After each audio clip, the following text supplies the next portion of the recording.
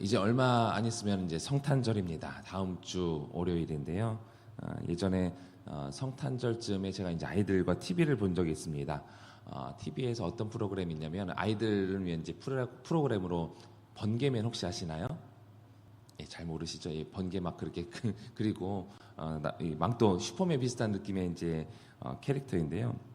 이 번개맨이라는 어린이 대상 프로그램에서 그 번개맨이 아이들에게 이렇게 물어보는 거예요. 여러분, 성탄절에 가장 중요한 게 무엇인지 알고 있나요? 그러니까 아이 중에 한 명이 대답하기를요. 당연하지요. 그건 바로 뭐라고 대답했을까요? 예, 선물일까요? 예, 그 아이가 대답하기를 이제 그 프로그램상 이제 그렇게 짜여져 있었던 것 같아요. 이제 저는 뭐 EBS 프로그램이었는데 EBS 프로그램 그래도 EBS 방송이 공영 방송이지만 그래도 성탄절에 가장 중요한 건 예수님이에요. 그러니까 얘기할 줄 알았어요. 제가 너무 순수했었나요? 그렇게 대답하는 것이 아니라 그 아이는 바로 당연하지요. 그건 바로 성탄트리예요. 이렇게 저희 성탄트리 있죠. 성탄트리요. 그러니까 이제 번개맨 네 맞아요 하면서 그렇게 프로그램을 이어가는 것을 보면서 저는 이제 목사로서 좀 이렇게 피식하면서 저게 뭐야 이렇게 반응을 보였던 것을 제가 이제 기억합니다. 그래서 제가 이제 큰애한테 이제 이렇게 물었어요. 시완이의 생일 때 가장 중요한 게 뭐냐? 시완이가 중요하니? 시완이에게 주는 뭐 선물이 중요하니? 물어봤을 때 당연히 나지 이렇게 대답했던 것을 기억해요. 번개맨은 뭘 모르네. 예수님이 중요하지 무슨 성탄트리가 중요하냐. 우리 첫애랑 그렇게 얘기했던 기억이 있는데 저와 아내는 그 대화를 하면서 그래 우리 아이들이 그래도 잘 알고 있어서 다행이다 라고 얘기를 했었습니다.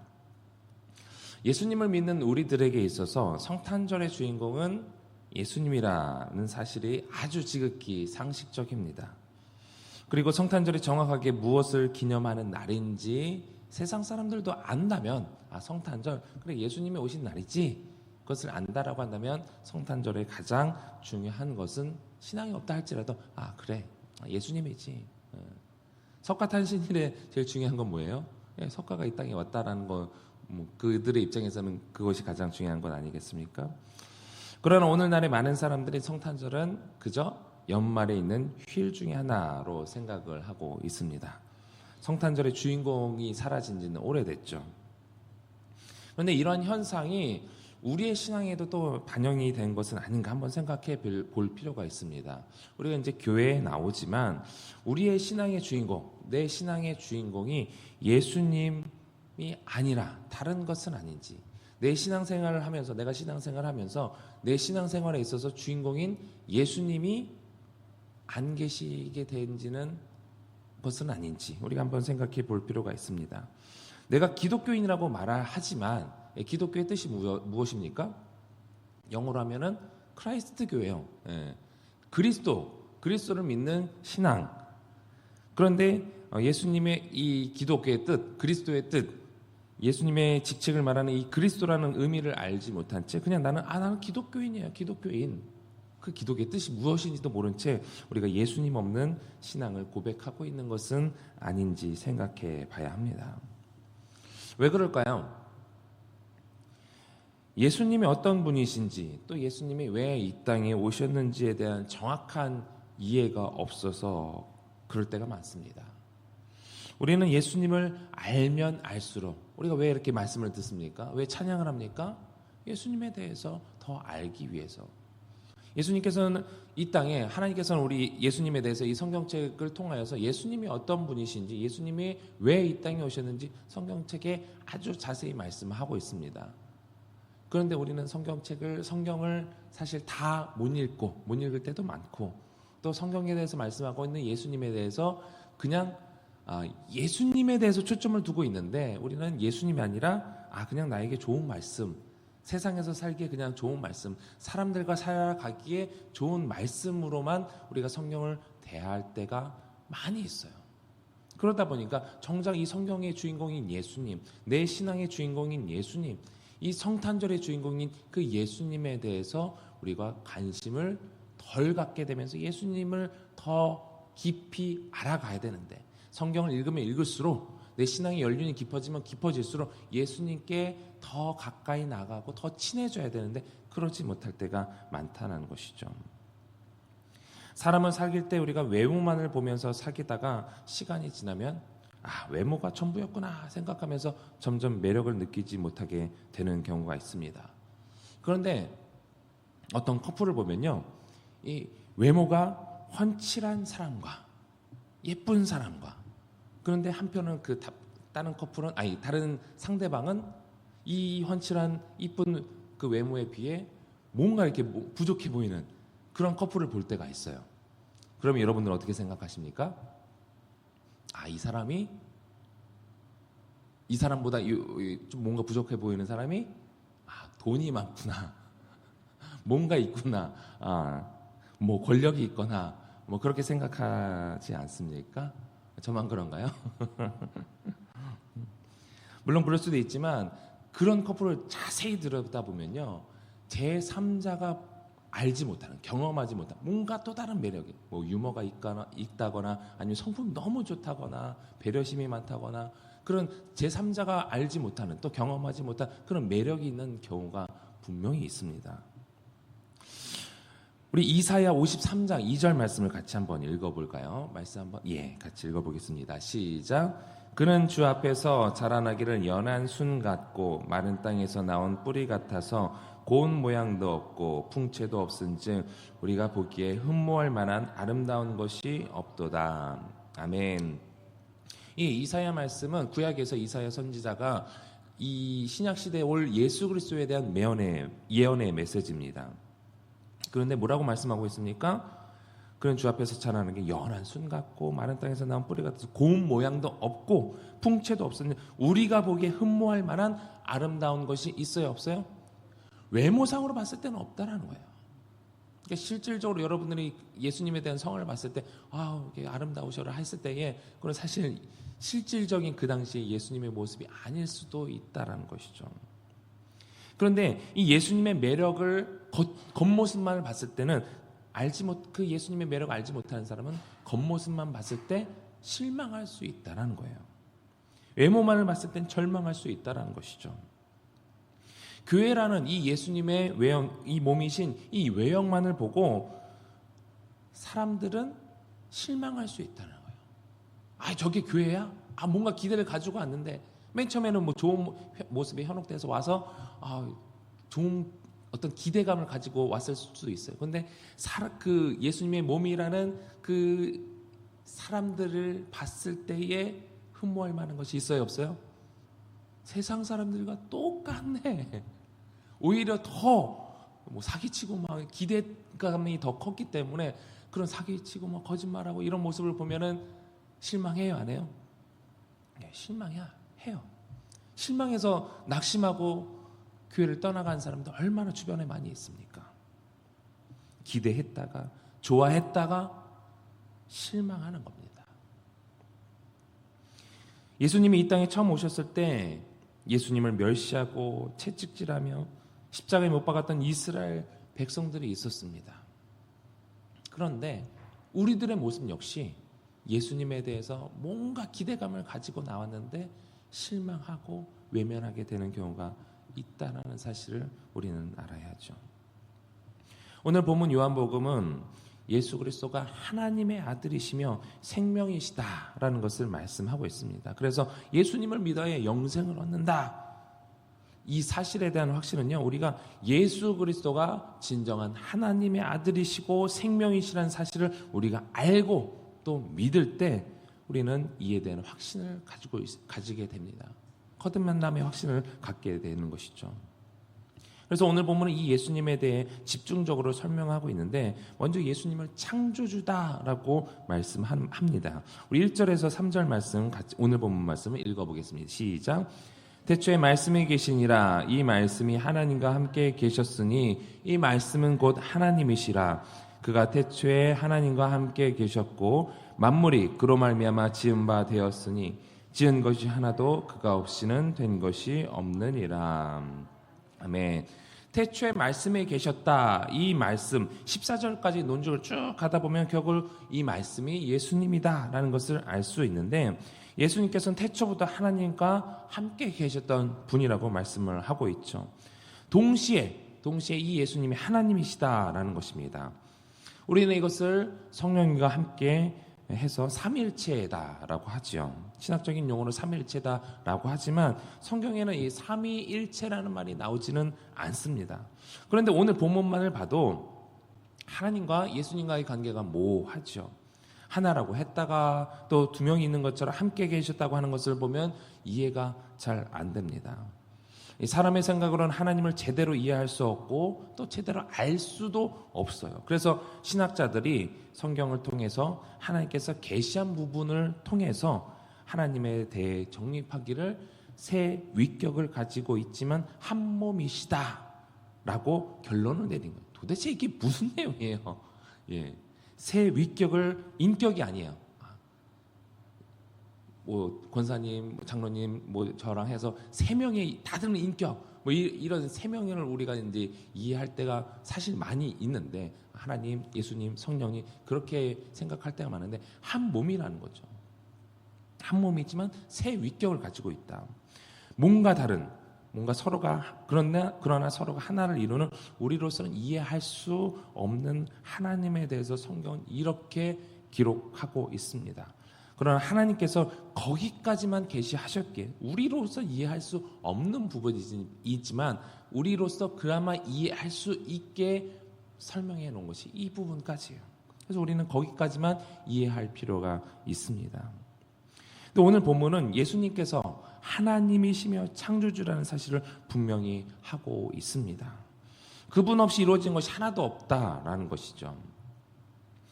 예수님은 또한 생명의 빛으로 오셨습니다. 오늘 본문 4절, 5절 읽어보도록 하겠습니다. 시작. 그 안에 생명이 있었으니 이 생명은 사람들의 빛이라. 빛이 어둠에 비치되 어둠이 깨닫지 못하더라. 아멘.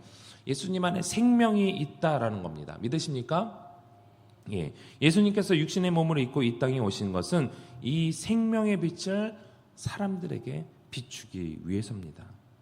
그런데 예수님이 하나님이라는 사실을 인지하지 않고 그저 예수님이라는 조금 독특한 분이 우리를 위해 이 땅에 태어나셨다라고만 생각하면 이것은 너무나 큰 차이가 생기는 것이죠. 우리를 창조하신 그 하나님, 창조주 하나님께서 우리와 같이 연약한 피조물 인간의 몸으로 오셨다라는 것입니다. 오늘날에는 우리가 이제 어떤 지위가 높은 사람이 그냥 그 모든 지위와 권한을 포기하고 평범하게 살아간다라고 해도 이슈가 되는 세상입니다. 그런데 예수님의 이 성육신 사건은 이것과는 전혀 비교가 되지 않는 사건이에요. 창조주이신 하나님께서 피조물과 같이 되셨다라는 것은 아주 중대한 이유가 있지 않고서는 그럴 수가 없는데, 여러분들은 다 아시죠? 우리에게 생명을 주시기 위해 오셨고, 그 생명은 요한복음 전체가 말씀하고 있는 것처럼 여러분과 저, 우리 인간을 사랑하지 않고서는 설명되지 않는 아주 위대한 사건인 줄 믿으시기 바랍니다. 우리에게 생명을 주시기 위해서 이 생명으로 육신의 몸을 입고 이 땅을 위해서 이 땅에 오셨고, 우리에게 그 생명의 빛을 비추셨습니다.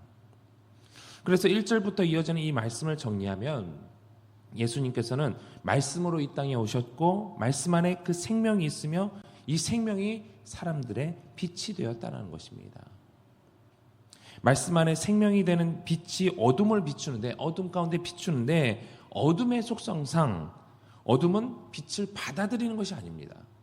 빛이 비춰주면 어둠은 물러나는 거예요. 그 빛을 받아들이는 것이 아닙니다. 하나님에 대한 설명은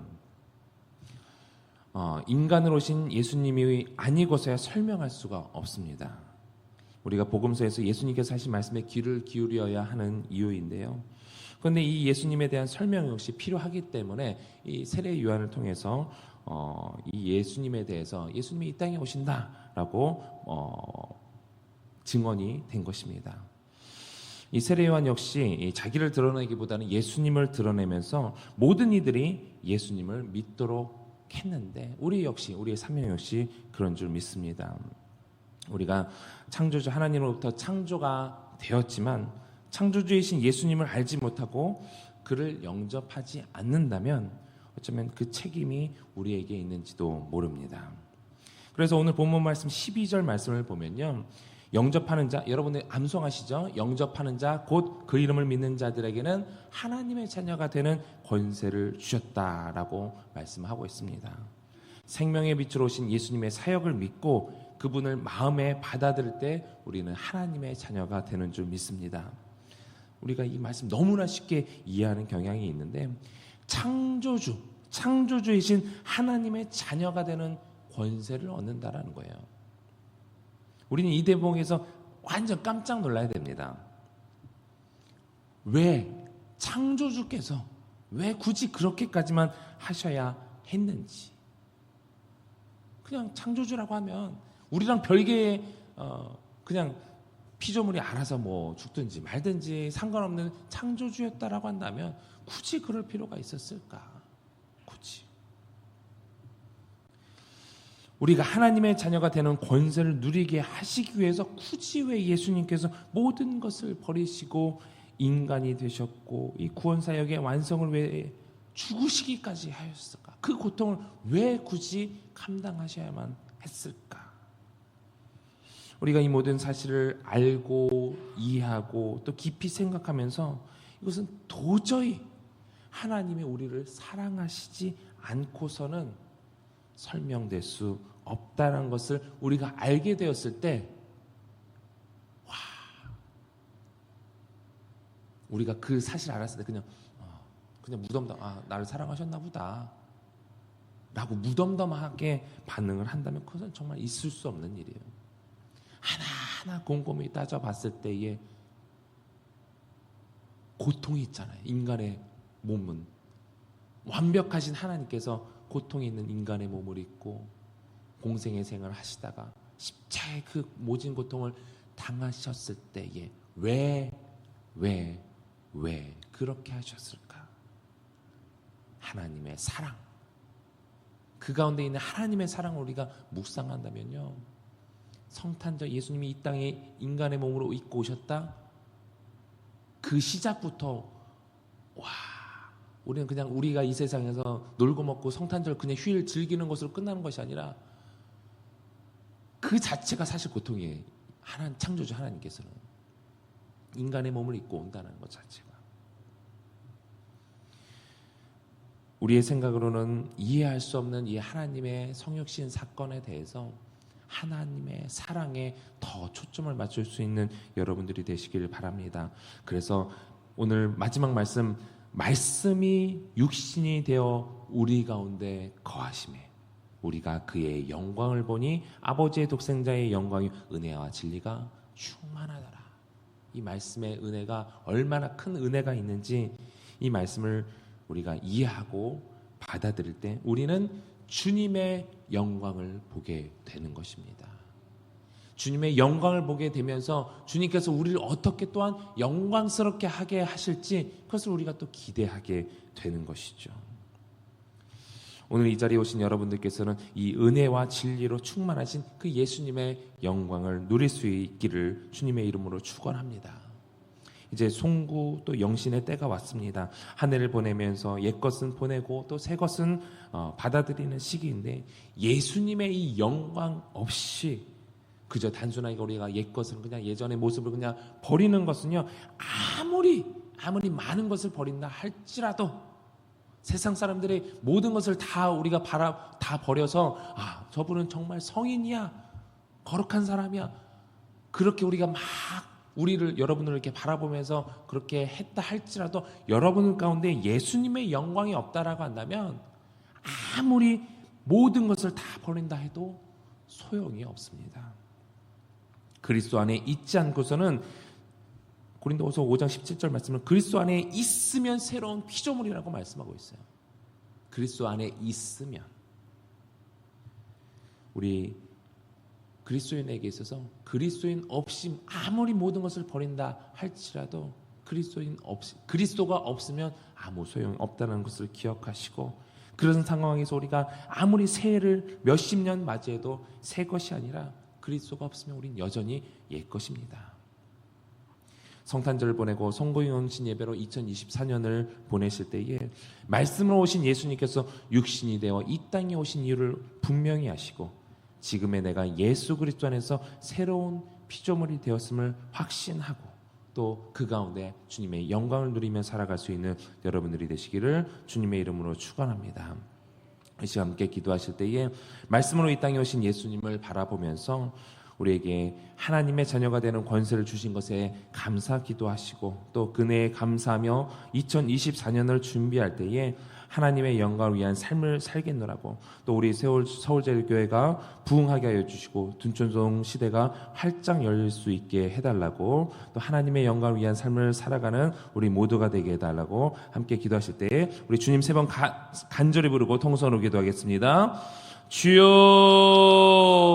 주여 주여